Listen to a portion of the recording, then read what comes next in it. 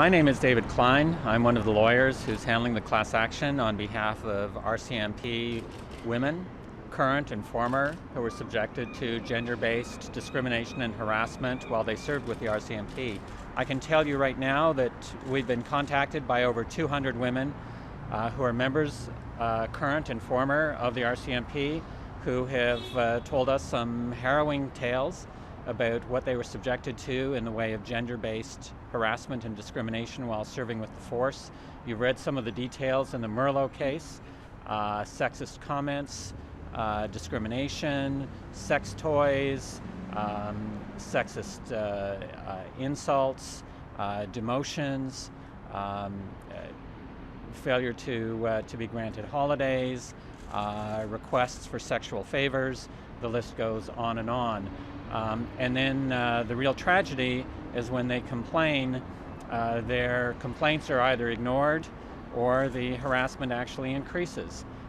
It's clear that there's a need for change within the force, and that's the reason Janet Merlot has come forward and has brought this claim on behalf of all women who have served with the RCMP across Canada. What happened today is really just an initial meeting with the judge to introduce her to the case so that we can move the case forward. We were a little disappointed that the RCMP has decided that they want to strike certain portions of the case, not because there's no legitimacy to those portions of the claim, but rather because they don't seem to fit the profile for a class action. So they'll be delivering some material to us in September, trying to strike part of the claim, essentially avoid the issue rather than deal with it head on, and we'll just have to wait and see what comes our way. Well, they've said, for example, that there's no claim for breach of contract because the RCMP doesn't have an employment contract per se. It's a defense that they've put forward from time to time before. Sometimes it's successful, sometimes it's not, and we certainly believe that it will not be successful in this case.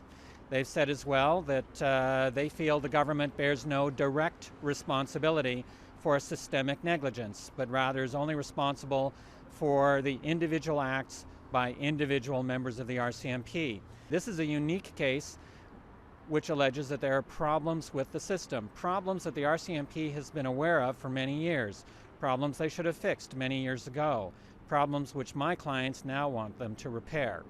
So we'll move forward on all of those claims. We'll see what they manage to avoid and what they don't manage to avoid and move forward from there. I only know what they've told us and what they've said in court. What I've heard is that they're going to try to avoid the civil responsibility, the liability for systemic problems by saying that in law they're liable only for individual misdeeds by individual members of the force. Of course, the claim is about problems with the system, and we certainly hope that we'll be able to keep that part of the case alive.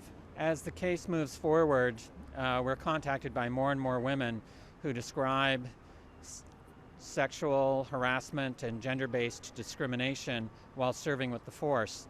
At a certain point in time, they'll be permitted to come forward and make their claims and tell their stories. They don't have to come forward at this point. We don't expect that to occur for a year or more. You know, there is no process where women have to sign on. All that's needed is that they contact us to express an interest in participating in the case. It's difficult to know when the case will be certified. We have to see their motion first, which will be delivered sometime in September. We'll then go back in front of Madam Justice Groper to set the timing for the hearings. I wouldn't expect to have any hearings until around the middle of 2013.